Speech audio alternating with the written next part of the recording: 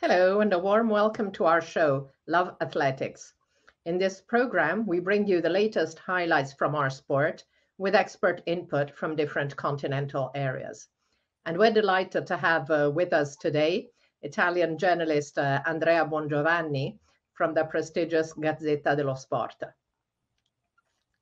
Ciao, Andrea. Lovely to see you, and a big thank you for joining us. Ciao, Anna. Thanks to see you, and thank you so much for having me. That's a great pleasure. Thank you. So, Andrea, we have shared great moments around athletics tracks for many years, but I never asked you what motivated you to get involved in athletics and start a career as a sports journalist? Well, I think we have to go back in time, like almost half a century ago, maybe, because my dad was he's always been very passionate about athletics, and he used to be a runner himself. He did many marathons, and he always enjoyed watching athletics on TV, going in person to events. So, as we are from Milan, Italy, I remember him bringing me to meetings, international meetings and national meetings at the very nice stadium we have here in Milan, which is L'Arena, which is a very old stadium since 1860. And in the past, he used to host many important international track and field events. So I had the opportunity, maybe when I was 4 or 5 years old, to see and meet the greatest champions of the time. And, I remember, for example, Aki Bua running at the arena, and that was still a big memory for me. And we're also very close to two of the most important cross-country sites in the world, which are Cinque Mulini and Campaccio. And so I remember him bringing me to these two events very early in the morning to see all the runners and since the big stars. And, I have very good memories of that. For example, I have a picture of myself very, very close to Frank Shorter, and that was in the beginning of the 70s. So it's been a long time. But since then, I've been around athletics thanks to my dad. Wow, it's true. I mean, the Milan meeting in the 70s, it was really good. I used to go, I remember seeing Ed Moses, and I saw my first world record there with March Fiasconaro in the 800 in 1973. So that is really a wonderful place. And I used to train there. So L'Arena is a very, very special place. Can you believe that in a few days it will be the 50th birthday of that world record by Marcello? That's unbelievable. Exactly. It's crazy. And I want to add another thing, if I may. I had fun trying to be a sprinter. So in 1981, at that meet, I had to run in the opening events of the meet when the young guys were running in like 80 meters, 100 meters, whatever that was. And I did run there, and I won, let's say, big young competition there in the 80 meters. Wow. And after 1 hour, Kozakiewicz broke the world record in the pole vault. That was something. Exactly. So a historical day for you. Yeah. And my colleagues put the names of the winner on La Gazzetta the day after, and my name was there too as an athlete, which is a great memory. Fantastico. And were there any athletes in particular who inspired you? Well, maybe, in 1980 at the Olympic in Moscow, I watched Pietro Mennea win the 200 meters. And that was something, I remember I was on the sofa at home, and maybe I destroyed it because I was so happy about him. Because it was, after the curve, he was like 7th or 8th, whatever that was. Yeah. And in the last 80 meters, he did what he did, and it was unbelievable and, very emotional from my side. And I remember that and was very happy at the end and very, very into it. Fantastico. And Andrea, what were your 3 favorite moments in the course of your career? Well, as a journalist? Maybe I have more than 3. I don't know. I have, I'm just thinking about it. Well, the very big one I remember was at the Worlds. I was there at the Worlds in Seville, 1999. being in Italia, you're always cheering for your Italian athletes. And I remember Fabrizio Mori winning the 400 hurdles, and that was something, because he also started very slow. So maybe at half of the competition, you could not imagine he were going to do what he did. And his last 100 meters was spectacular. And I remember Fabrizio, I was very close to him because I was following his career since a few years. So seeing him winning in that way was something very, very big. So maybe if I have to recall my first, being in the stadium as a journalist, I think that was the first one, Seville 1999 by Fabrizio, yes. And then many others, I don't know, maybe, a few years later, I think everybody remembers that, seeing Stefano Baldini winning the gold in Athens in the marathon in the Panaitikon Stadium. That was such an iconic place. And, we knew that he could do that, but you can say the words. But then when you see it, it's something very, very big. And I was very happy for him. All these guys are people that I used to cover since when they were young. So seeing them at the top was something specific for me, yes. And then maybe on international scale, I had the opportunity and the fortune to cover all Usain Bolt's career. So I saw him from Osaka 2007 and so on, like Beijing and everywhere. And, when it was in Europe, I was there. So, I got to see him a lot. And maybe of all his big achievement, the one that I remember the most was in London and at the Olympic Games in 2012. Because of the stadium was so loud for him, and the cheer was unbelievable. And so 100, 200 relay, and that was something. And Usain, of course, how can you say he's not the biggest ever and the greatest of all time, maybe? And I was there, and that was something particular to me. Yes, of course. Yeah. And most recently, I would go back to Tokyo 2002, 2021. When in just 13 minutes, we had two Italians winning golds, and then was, Gianmarco Tamberi in the high jump. And then after just 13 minutes, Marcel Jacobs, he won the 100. And, this hug is something that, as being an Italian, I won't forget forever, I guess. So, and I was in the stadium, because of COVID, not too many people were inside. And that was a great opportunity for me, a great honor. And I was very, very lucky to be there at that moment. That was indeed fantastic.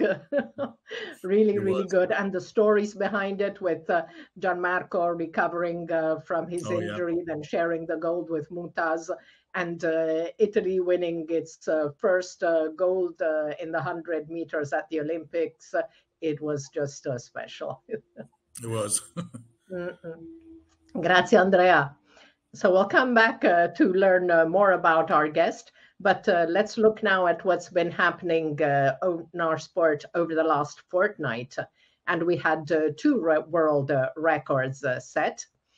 The first came in Podebradi on 21 May at the European Race Walking Team Championships, where Spaniard Maria Perez in the 35 kilometers race improved the time which had been set in March by double world champion Kimberly Garcia Leon, bringing the official world record to 2 hours 37:15.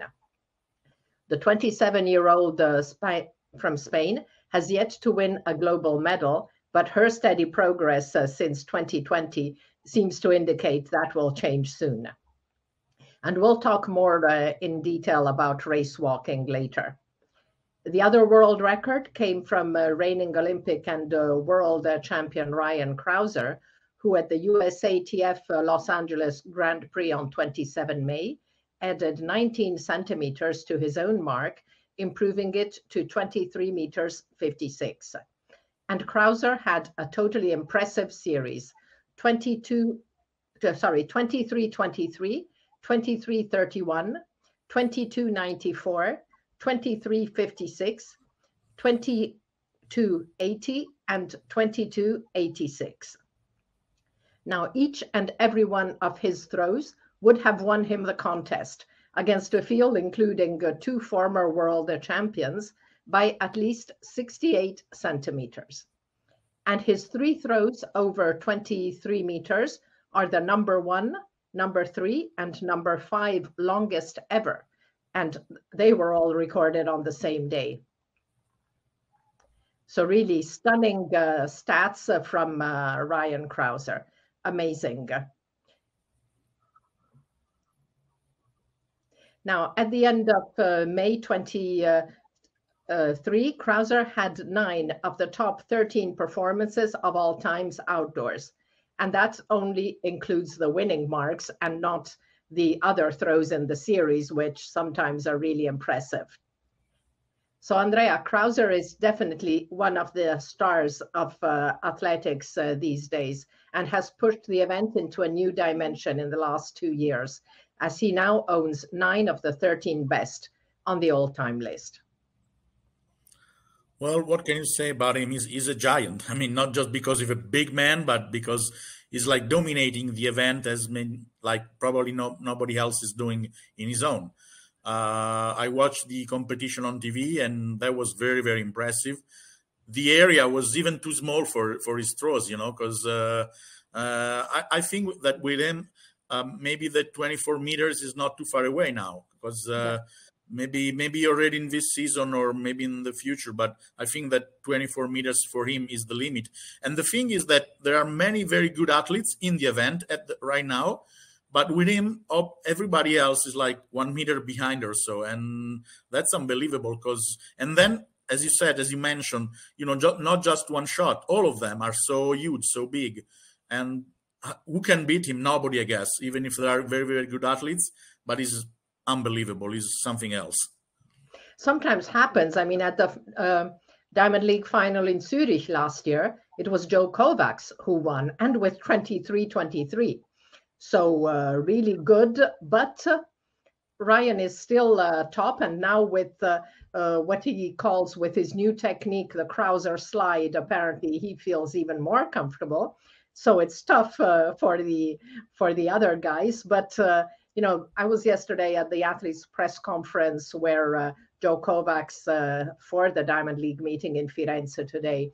Joe Kovacs and Zane Weir were talking about Krauser, but Joe does believe that he can still improve and catch up with Ryan. So we'll see. But really great event.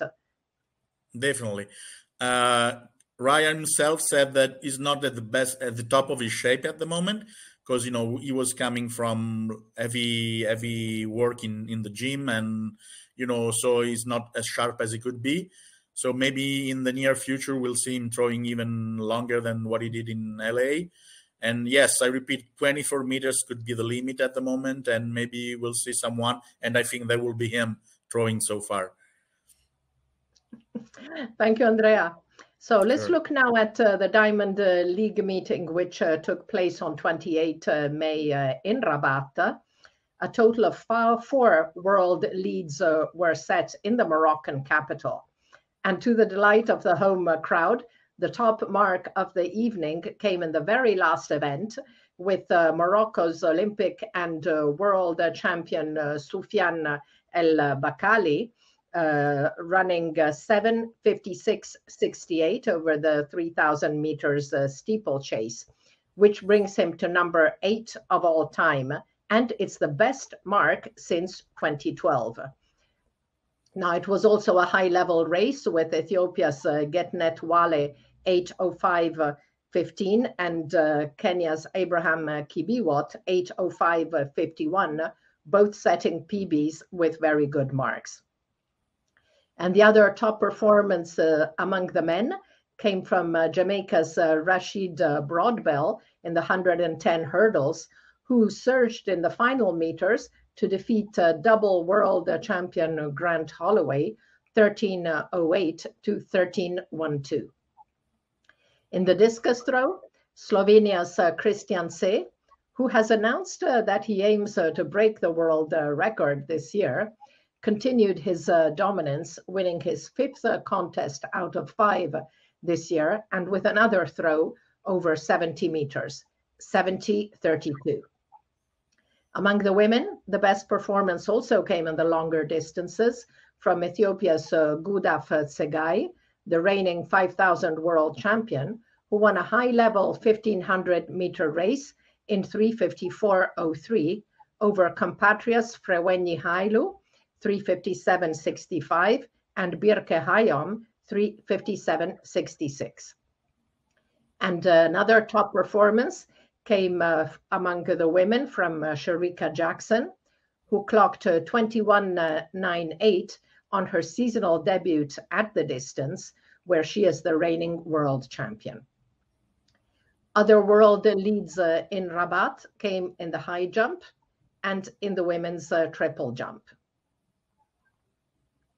So, Andrea, what athlete impressed you the most in Rabat? Well, I will have to say El Bakali for sure, because what he did was very, very impressive. And you knew it because it was at the end of the meet, so everybody in the stadium was expecting that. And he's a big star, a hero for the Moroccan people, yeah, of course. And he did what he had to do. I mean, even better, because we were at the end of May, and seeing someone running steeples in 7:56 so early in the season is very, very impressive. But, he won the Olympic Games, he won the Worlds. I guess he's the real number one in the event at the moment. And I guess we will see him in Budapest too again.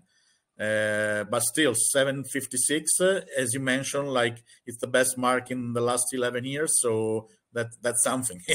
And the way he did, the last K was perfect. He just showed what he's capable of.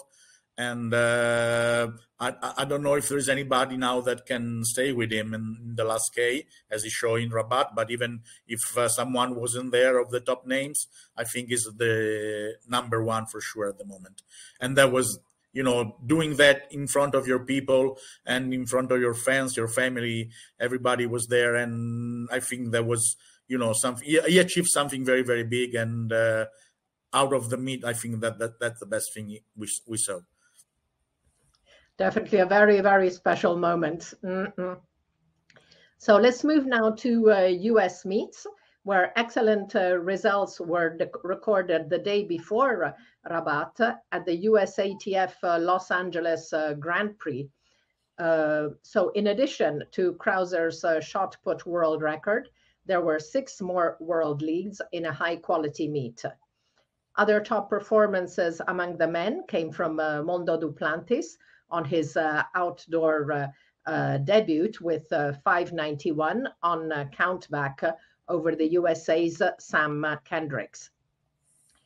Other top performance among the women from Dominican Republic's 400-meter star Marilady Paulino, the first woman to dip under 49 seconds this year, with a dominant race concluded in 48.98 for yet another win this season. Another athlete who confirmed her great start to 2023 was Puerto Rico's Olympic champion Jasmine Camacho Quinn, who took the 100-meter hurdles in 12.31, the fastest regular time of the year, in a tighter race with the USA's Kenny Harrison, with 12.35 finishing just behind the Olympic champion, as was the case in Tokyo. And to conclude our review of the top performances of the fortnight's stadium events, let's look at the hypo meeting combined events in Götzis, which confirmed the status of the small Austrian town as the capital of combined events.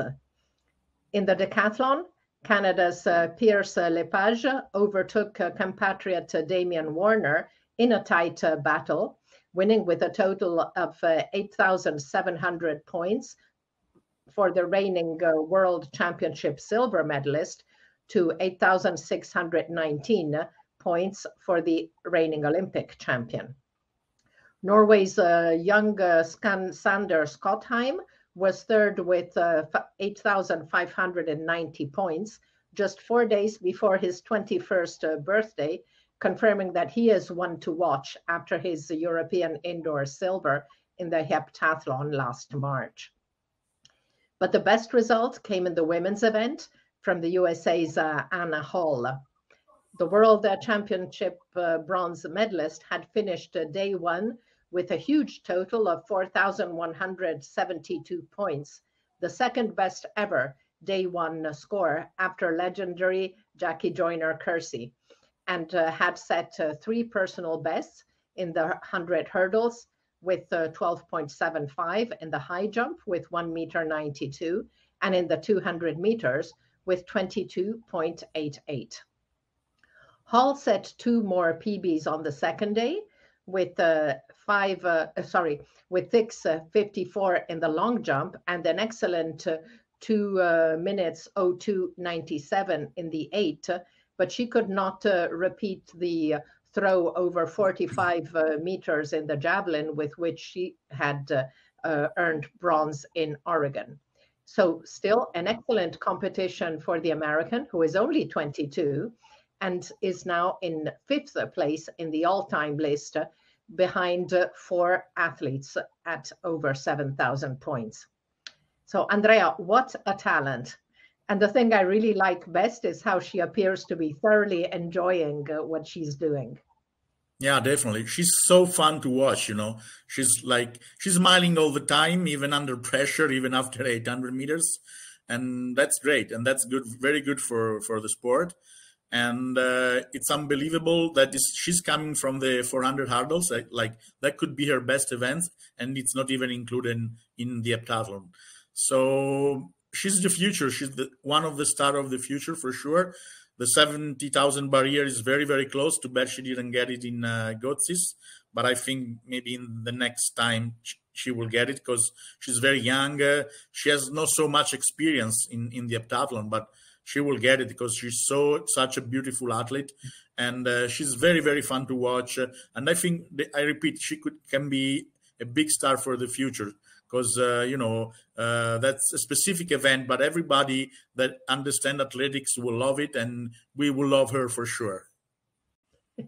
And we'll see her tonight in the 400 hurdles in Firenze, which is great. Yeah. So and let's listen, move now. Can I add something? I've never been in Gotsis. I want to be there one day because I know that's a specific place. And, if you like athletics, you have to be there sooner or later. And one day I will make it. It's exactly what I was thinking a couple of days ago. I says, I haven't been there yet. I must go. Me too. Me too. Let's go together. Absolutely. Let's aim for next year. Right. Thank you, Andrea. So let's now move to the roads and specifically to race walks. As we saw, 21st May European Race Walking Team Championships in Podebradi. We already mentioned the 35K world record by Maria Perez, who led an all-Spanish podium in the 35K race, which she dominated by over 29 seconds.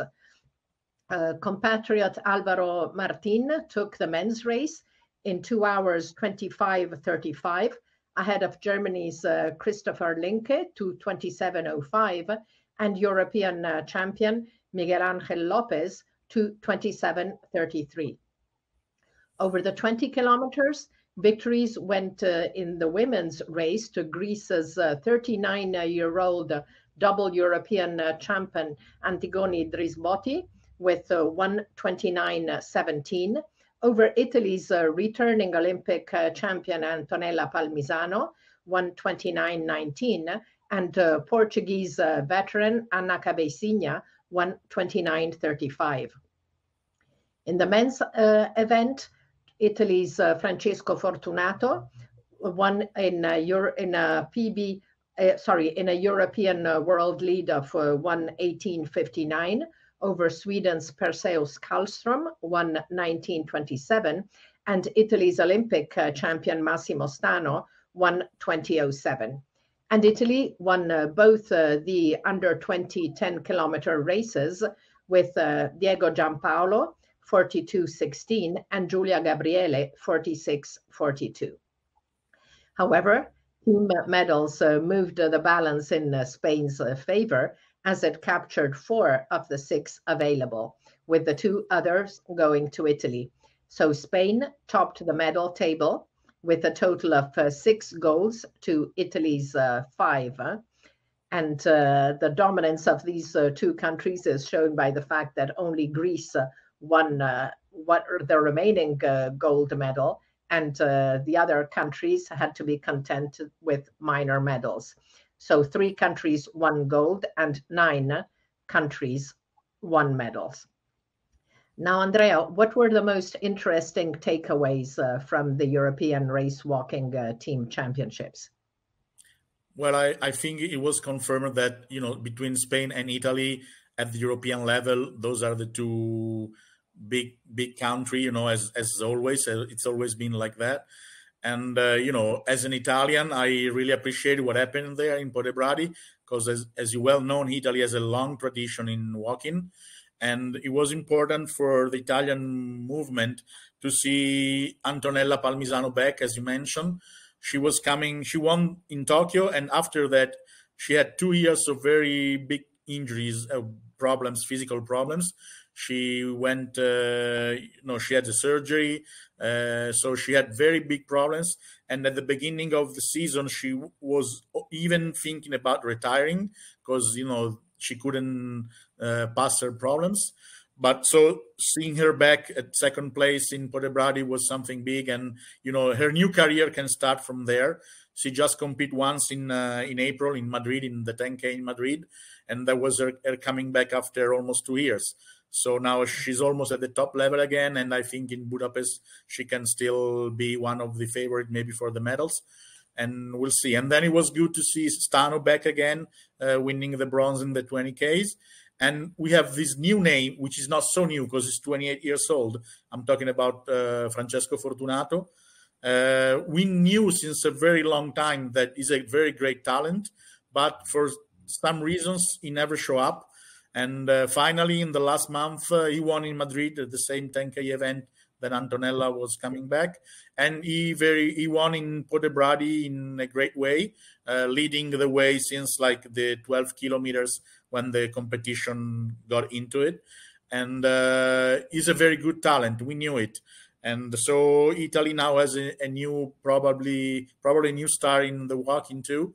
And so if I have to think about this European Cup, I will mention the coming back of the Italian group. That's good news for us. Yeah. Now, Andrea, what do you think of the recent changes announced by World Athletics for race walk? I read that the athletes staged a protest in Podebradi. What do you think? Well, to be honest, I don't like it. I mean, I don't think that's good for walking. I don't think it's good for our sport. The marathon relay or whatever it's called doesn't have a technical reason. Doesn't mean anything at all. I mean, why walkers should walk 42K and divided by 4? What does that mean? It's not even. It's nothing. I don't like it. It will be. I think it will be a mess. From a technical point of view, doesn't make any sense. Maybe I don't know. Can give some show, some kind of show, but which kind of show? I don't know why they have to push out the 50, which has a very long tradition, and then the 30K. They are saying that IOC demanded that, asked for that, and World Athletics has to do that instead of cutting walking off. I don't know. I don't know what could be the solution. I don't think this is the right one. We'll see what happens in the future, but it's not because we are from athletics, so we have to care about tradition. It's not just like that. It's that you have to do some events that have, at the beginning, for example, I didn't like too much the mixed 4x4, at the beginning. Now, maybe technically doesn't make much sense, but it's fun to watch anyway. I'm wondering if this is going to happen with this new event in walking. I'm sort of negative at the moment. We'll see. But I'm thinking it's not the right solution. And also athletes don't have a lot of time to adjust to this new event. Yeah, exactly. And what do you prepare, like a 10K, or how does it work? I mean, why do we have to do these things? It's against nature, I would say. Mm-mm. Thank you, Andrea. I agree. I'm not enthusiastic at all about these changes. Yeah.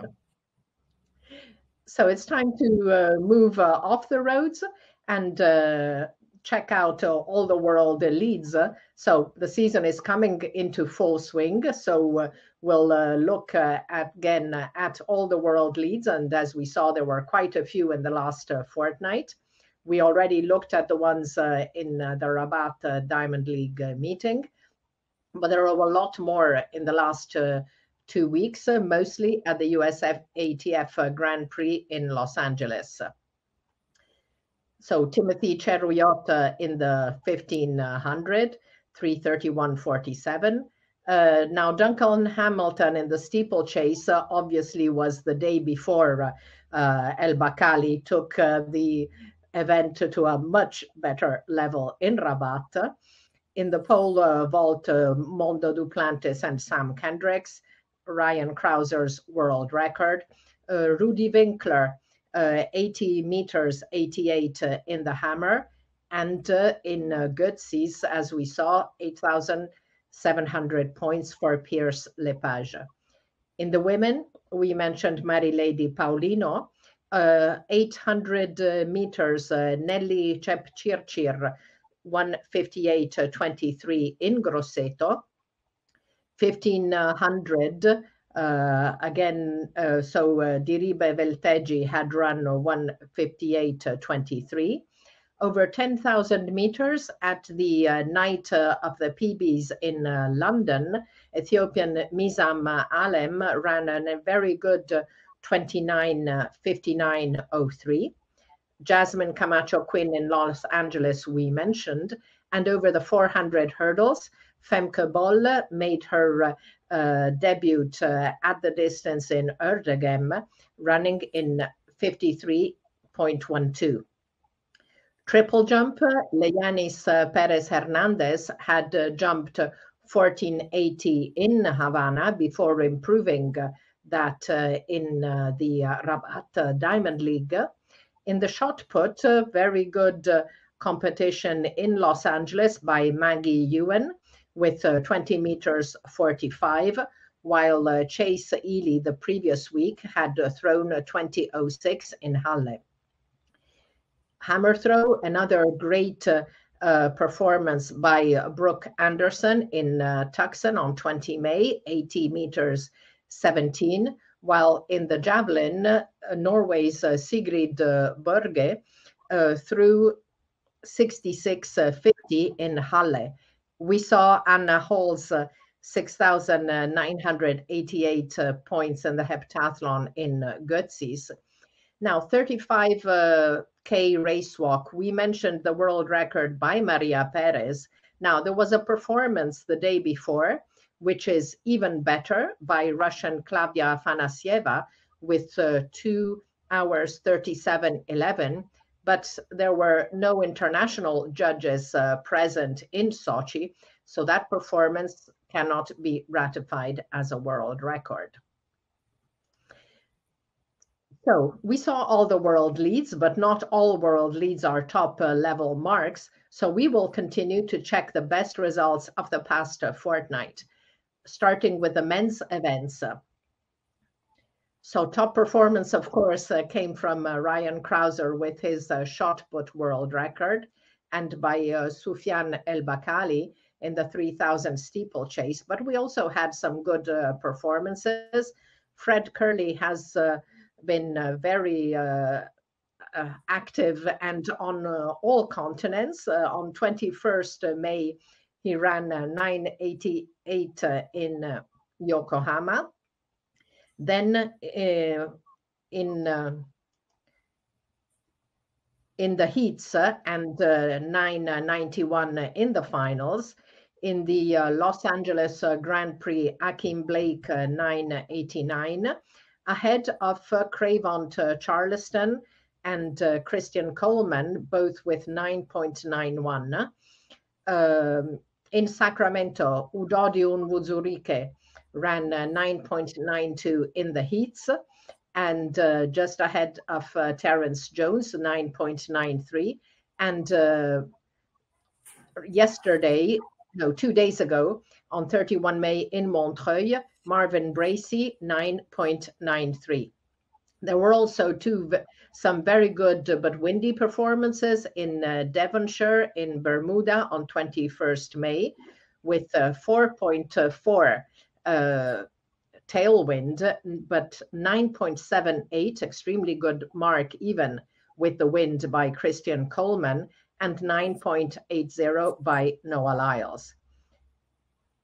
In the 200, again, a windy performance of 19.60 by Robert Gregory in Gainesville. We move then to the 3000 steeplechase. We saw Soufiane El Bakali, Getnet Valley, and Abraham Kibiwot, all with very good marks. In the 110 hurdles, very good performance by Shunsuke Izumiya in Yokohama with 13.07. And as we saw, Rashid Broadbell in Rabat with 13.08, followed by Grant Holloway 13.12. But also windy performances. Now, huge wind of 6 meters per second allowed Cordell Tinch to complete his race in 12.87 in Pueblo, and 4 meters per second positive wind in Derbyshire for Jamal Britt. Over 400 hurdles, very good performance in Los Angeles by CJ Allen, 47.91. Pole vault, we saw Duplantis and Kendricks at 5 meters 91. Now in the long jump, windy performance, 2.2 meters wind per second, but 8 meters 44 by Mattia Forlani, and we'll speak more about him later. In the shot put, we saw Ryan Krauser, but also in Los Angeles, Tom Walsh, 22.12. In Tucson, Roger Steen, 22.08. And in Los Angeles, Peyton Otterdal, 21.99. And Uriel Munoz of Mexico, 21.88. In the discus, very good return by Austria's Lukas Weiss Heidinger in Schwechat with 70 meters 68. And we mentioned Christian Say performance in Rabat. Decathlon, the 3 top decathletes in Götzis all set excellent marks. Now, on the women's side, we had 100 meters, 10.83 by St. Lucia's Julian Alfred in Sacramento. Sharika Jackson's 21.98 in Rabat over 200. Marilady Paulino, we mentioned, as we mentioned, Gudaf Tsegai in Rabat, and Mizam Alem over 10,000. In the hurdles, so we saw a great race between Camacho Quinn and Kenny Harrison in Los Angeles.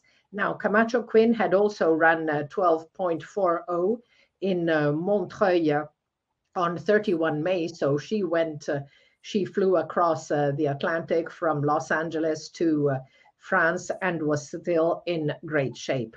And Jasmine Camacho Quinn had run a windy 12.17 with a 3.5 meters tailwind in Devonshire.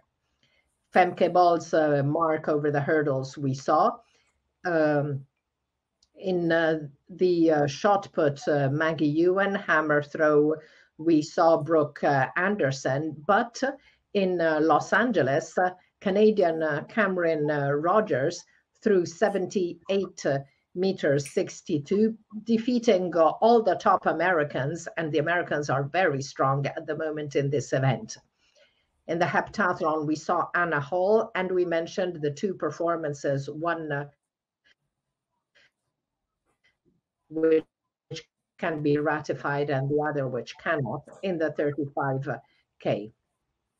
Now, top women's performance remains the excellent 10 kilometers race concluded in 29 minutes 19 by Ethiopia's Yalemzer Yehwala back in January. Now, several under 20 and under 18 athletes also registered great performances over the past fortnight. So in the under 20, in the 100 meters at the South American age category championships, Renan Correa Gallina of Brazil ran an excellent 10.01, and he is now equal fifth in the under 20 all-time list. In the 110 hurdle, Enzo Diesel of Austria ran 13.11 in St. Pölten, and he is now number 9 on the under 20 list. And Matteo Furlani, as we said, 8 meters 44. Now, the wind was too strong, but we must remember that the under 20 world record is 8 meters 35 by Sergei Morgunov back in 2012. So it is the best mark ever for an under 20 athlete in all conditions. And it's better than 2 other windy performances by great champions. Karim Street Thompson had jumped 8 meters 40 with a 3.2 tailwind, and Carl Lewis had jumped 8:35 with a 2.2 tailwind. So excellent performance by Furlani. What do you think, Andrea? Well, I was in Savona when he jumped 8:44 with just a plus 2.2 wind, and that was very huge. He's a talent for sure. He just turned 18 in February, and so you can understand what that means. He's coming from a family of track and field nuts, as his mom was a sprinter, his dad was a high jumper. He's also a very good high jumper. He won the European Under 18 Championship last year, both in the high jump and the long jump in Jerusalem. So that's something big. And now he understood that he has to specialize in the high jump, in the long jump, because that's where he can do the best, and he showed that. 8:44. It's something that you have to think of. And even if it was a little bit windy, it's a very good mark. You mentioned names like Carl Lewis, and he did better than Carl did. So that speaks by himself. He is going to jump in Hengela on Sunday. So we'll see if he can repeat. But he's an athlete that can easily jump 8 meters all the time. And, that's not just good for Italian athletics. It's good for European and maybe even world long jumper. And he's a talent, as I mentioned. You just need to see him walking. He's jumping when he walks. He's bouncing. He's unbelievable because he has these feet that he can do whatever he wants with them. And he's improving his technique because he wasn't. Of course, he's only 18. And he never specialized since a few months ago. So he worked a lot during the winter, and his runoff now is better. His jump is better, but he has a lot of margin still to improve. And I don't know where his limit is. And he's one of those talents that you can bet on them for sure, because you just see him like the way he does things so easily, always smiling, and he's having fun for sure. He understands. I forgot to mention his sister. She's a good high jumper too. So, and he's coming from Rieti, which is one of the capital of the Italian athletics, and from Andrea is from there, and many others. So he has everything to be a great champion, and I think he will become that. Definitely. I'm really looking forward to see what Mattia is going to do in future. Yeah. So let's go back to the best performances, those that are in top 10 in the world for under 20 athletes. And among the women, We mentioned Birke Heilom in Rabat. Now that performance, 3:57.06 is 66, is the number 2 under 18 mark of all time. And it's so good that she's actually even under number 6 in the under 20 lists. In the heptathlon, Anna Koschak, who is only turned 18, in Götzis, she totaled 6,293 points. Now that is the best ever under 18 mark in a senior heptathlon, that is with a heavier shot, and it's number 6 in the under 20 all-time list. So on top under 18 marks, among the women in this performance is not yet on the World Athletics top list, but is confirmed in a number of US news outlets. 17-year-old Mia Brahe Pedersen ran 11 seconds flat in the 100 meters on 27 May in Eugene. Now that would be the number 2 performance of all time in the under 18 list. So very impressive athlete who's already been very, very good, but now she's moved a step even higher. And 1500 meters, as we saw, Birke Heilom is number 2 on the all-time under 18 list and number 6 on the all-time 100 lists, under 20 lists, and Jana Koschak we have already mentioned. And now also she is number 14 equal in the under 18 lists in the high jump, where she jumped to 1.92 m in Götzis. So very, very strong athlete. Now, Andrea, overall, what athlete impressed you the most this year in the under 20 and under 18s? Well, I just saw the Mia time in the 100. That's unbelievable, 11 flat. That's something, can even win medals yes. Nowadays in overall, at the best level. So that's something, that you have to look at. And well, I have to repeat because I was there, so I saw it. And Mattia Furlani performance was something different. And I will say one girl and one boy. I will mention both of them. That's great. Okay, so let's look now at the South American Under 20 Championships, which were held between 19 and 21 May in Bogota, Colombia. And 2 South American Under 20 records were set there, both by Brazilian athletes. The first, of course, was sprinter Renan Correa Gallina, who, as we saw, clocked 10:01 in the 100 meters final in a high-quality race, where Colombia's Ronald Longa came second in 10:08 and was also well under the previous continental best. Between them, Correa Gallina and Longa hold 5 of the top 6 continental marks. The Brazilian moved into the number 2 spot in this year's under 20 list and is now equal 5th in the under 20 all-time list. And he was aiming for double gold, but pulled up in the 200-meter heats after feeling a tightness in his left thigh.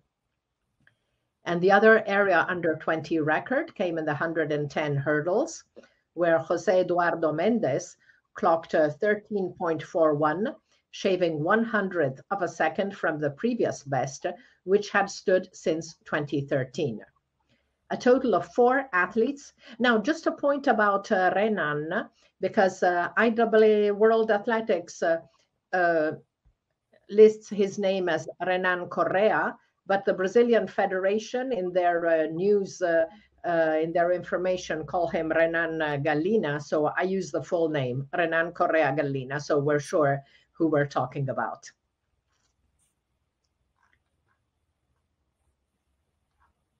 So we're saying 4 athletes won double gold, individual gold medals.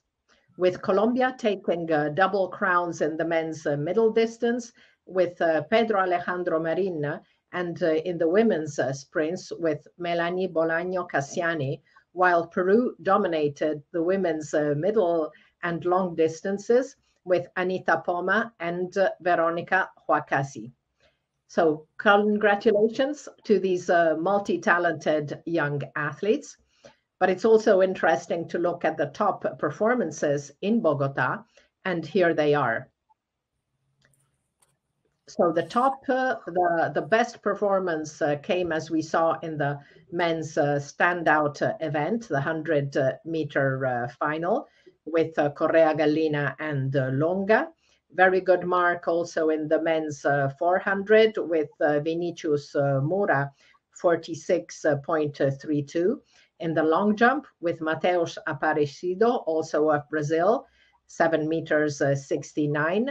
And in the 200 with Ezequiel Newton of Guyana with 20.96. Now, very good sprinting in the 4x100 relay. Colombia defeated Brazil 39.77 to 39.80. So, Andrea, isn't it interesting that very talented young sprinters are now emerging from different continental areas, including South America? Well, it is for sure, and that confirm how athletics is world event everywhere in the world, and so emerging in athletics, especially in the sprinter, is something special. And all when we say 200 countries, it's real. It's not just a number. And that confirms how worldwide is athletics and how tough is to emerge in there. Yeah, it is. Thank you. Now, among the women, the standout performance was the 200-meter final, where Melanie Bolaño Cassiani won her second gold by just 1/100th of a second over Brazil's Suelen Vitoria Silva de Santana and Guyana's Tiana Springer. Now, Tiana had won 400-meter gold earlier. So let's look at all performances. As we said, Melanie Bolaño Cassiani, 11.53 over the 100 meters. She also had won the 200 in 23.43 over Suelen with 23.44. In the 400-meter hurdles, very good performance by Camila Cristiana Oliveira, 57.93. Over the 400 flat, Tiana Springer with 53.28. And she also had a very good mark in the 200 with 23.72. Again, great sprinting in the relays. Now, I'm not sure why World Athletics has the performance for the Colombian under-20 team, who came second, and this is specified in 45.09, but it doesn't list the performance by Brazil, who was first in 44.81. So I've got them both. Now, the medal table was headed by continental powerhouse Brazil, with Colombia in second position, and a surprising Peru in third, thanks to their dominance of the women's distance events. So as we saw, Brazil, a total of 44 medals, Colombia 32, Peru 11. Argentina has more medals overall than Peru, but is only fourth in the medal table because Peru had 7 goals to their 3. Now, this is surprising because Argentina is one of the other traditionally strong countries, but they didn't perform very, very well in Bogota, where a total of 8 countries won golds and 10 won at least one medal. Now, however, in South America, the winner of championships is counted not on the medal table, but on the placing table. So I've listed the positions of the top 3 in the placing tables. Not surprisingly, it's Number one is Brazil with 206 points, followed by Colombia 162 and Argentina with 153. Now, after speaking about exceptional young athletes, let's look at extraordinary performances by older competitors.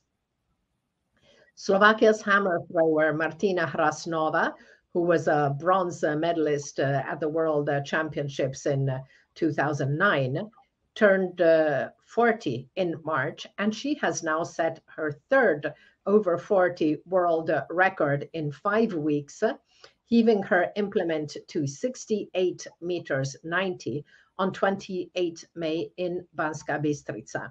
Now, she already had 68.01 on 22 April and 68.81 on 8 May.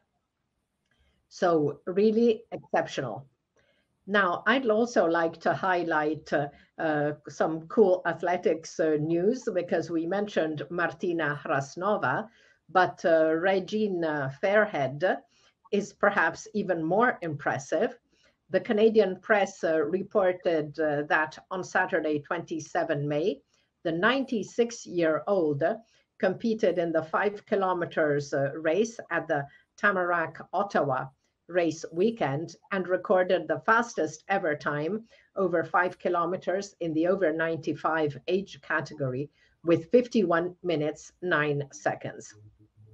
So she broke the record, which had been set last year in February 22 by the USATF's Betty Lindbergh, who was then aged 97, an achievement which we had reported.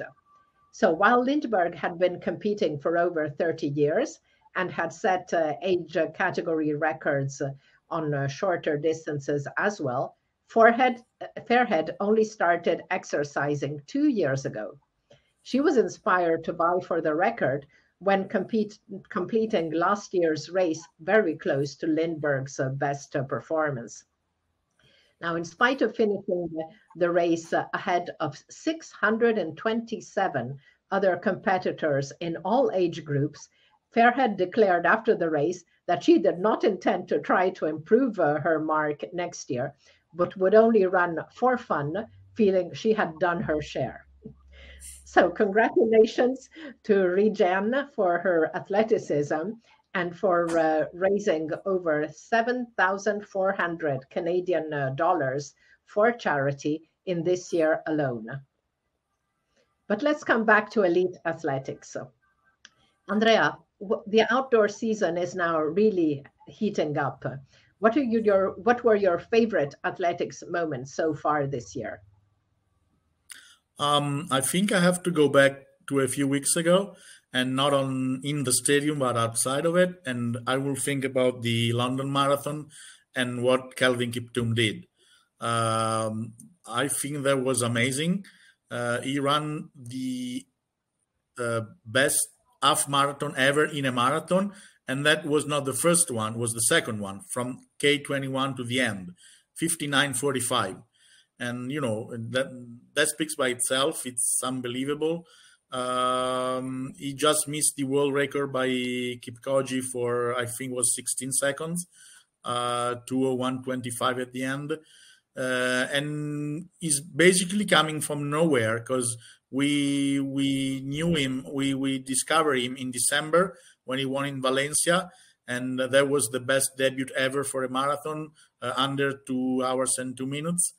And then he came back in April in London, and he did what he did. Someone is saying that the golden age of Eliud Kipchoge is coming to an end after what he did in Boston. I'm not sure about that. I don't think he's done. He showed already once that he can be back after a disappointment performance. So I still think that Eliud is the number one marathon in the world. But if we have to think to the future, I think that Kiptum is the one we have to point at. He is a great talent. He's smart, because he showed that. And,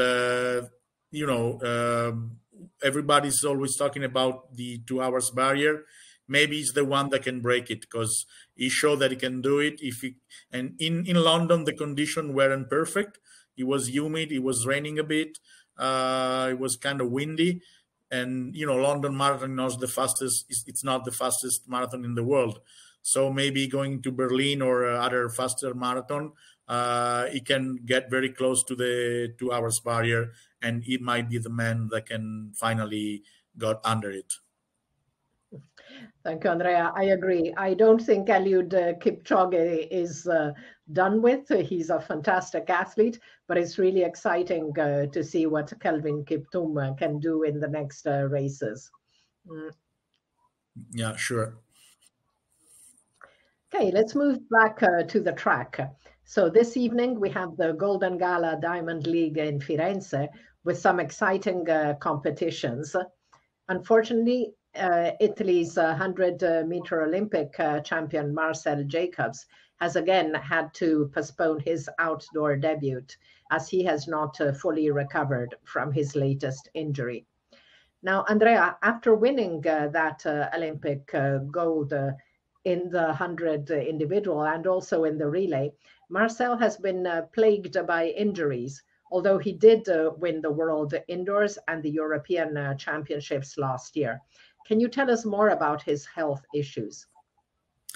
Well, he's having problems since maybe ever, even before Tokyo when he was younger.